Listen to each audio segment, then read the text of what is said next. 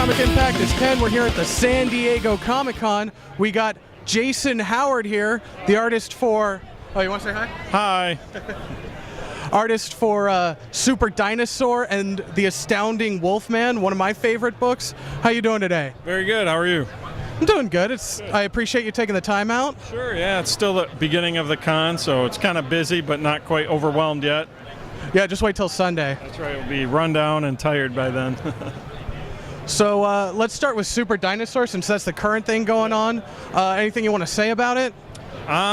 Super Dinosaur is a story of Derek Dynamo, a 10-year-old boy whose dad is a awesome, famous scientist, and then Derek's best friend, who's a T-Rex with robot arms.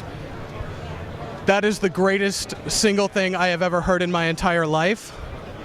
What, with the joysticks that the T-Rex has that controls the robot arms, how did you come up with that? How else would they work? Like, there's no other, like, if you've got a dinosaur with robot arms, they have to do something with their useless T-Rex arms. So that part was actually Robert's idea. Like, we were talking and I had said Super Dinosaur and was talking about a dinosaur idea, and my thought initially was more like a superhero, like a Batman type dinosaur. So I'd been doing some drawings with my son, and my son was like, draw a dinosaur, make him like Batman. And so just jokingly I told Robert, he's like, oh, that's awesome. He said, but give him robot arms. I'm like, oh, I love drawing robot stuff. So, and he's like, but have his useless T-Rex arms on joysticks that control the big robot arms and all the guns. I'm like, and as soon as he said that, I'm like, oh my goodness, that's, nobody's done that yet. So that seemed like kind of a perfect idea. So it really kind of kicked off the comic from there. Yeah, I remember just seeing that, and that was enough for me to buy 12 copies of the book. You were talking earlier, there's all these different armors. There's snow armor for him, he can fly. What are some of the other ideas you had? Well, so far in the book, like you said, we've seen the snow armor and the flight suit armor. There's a lot of other ideas, but some of them are going to tie into story stuff, so I don't know if I want to say for sure what they are, but I designed a whole stack of different armor ideas when I was working out the character design, so some of those will make their way into the book, and then others will just be left for sketchbook section, I guess, in the back somewhere. All right, fair enough.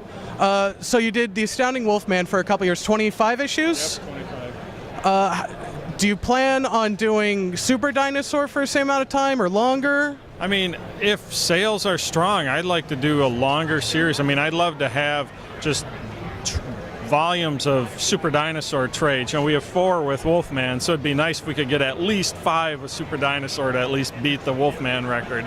But, you know, I mean, it'd be awesome to have, like, you know, Walking Dead or Invincible type trade collections of Super Dinosaur where, like, someone could just jump right in on the ground floor and then kind of go on through the story. And we have a lot of big plans.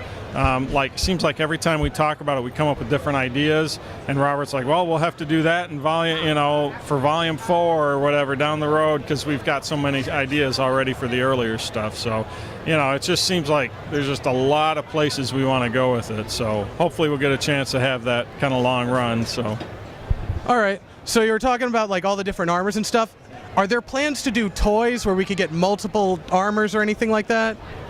My kids would love it. I would love it. There's nothing in the works right now that I know of, but I mean, you know, I'd be all over that. But our goal is to make an awesome comic, and hopefully if we do that, anything else that happens from it would just sort of happen naturally. So, but there's, you know, nothing in the works right now, so I guess we'll have to wait and see. Okay, so Super Dinosaur, well, let's go back. Wolfman. Yeah. Wolfman, you did the inks and you did the pencils. Right. On this book, you're also doing the colors. Right. What's like the time constraint on something like that? If I've got everything on time, like I can turn around an issue of Super Dinosaur in about 5 weeks. So we had a little bit of a head start, but obviously 5 weeks on a monthly book means every now and then I'll need to kind of skip a month to keep the book on schedule. And, you know, I'm going to for sure color the first 6 issues of Super Dinosaur, and then after that we're going to assess how we are schedule-wise, if I need to bring on a colorist or something to help out.